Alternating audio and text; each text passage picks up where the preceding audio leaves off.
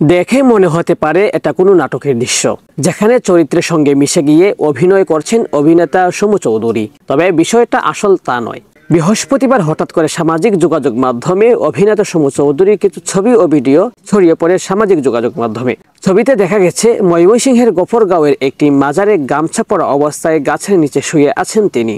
মুহূর্তের মধ্যে ছবি আর ভিডিও সোশ্যাল মিডিয়ায় ছড়িয়ে পড়ে। অনেকে জানতে চান কি হয়েছে অভিনেতার, ছবিটি আসল নাকি শুটিংয়ের। বিষয়টি নিশ্চিত হতে ছোট পর্দার অভিনয় শিল্পীদের সংগঠন অভিনয় শিল্পী সঙ্গের সাথে যোগাযোগ করলে নিশ্চিত হওয়া যায় ঘটনা সত্য। অসুস্থ অবস্থায় গফরগাঁও উপজেলার মশারখালী ইউনিয়নের একটি মাজার থেকে সমু চৌধুরীকে উদ্ধার করা হয়েছে। বিষয়টি নিয়ে অভিনয় শিল্পী সংঘের সাধারণ সম্পাদক অভিনেতা রাশেদ খান মামুন অপু সামাজিক যোগাযোগ মাধ্যমে একটি স্ট্যাটাস দেন, যেখানে তিনি লিখেন, সমু চৌধুরী আমাদের প্রিয় সমুদা এখন আমাদের অর্থাৎ অভিনয় শিল্পী সংঘের বাংলাদেশ এর তত্ত্বাবধানে আছেন।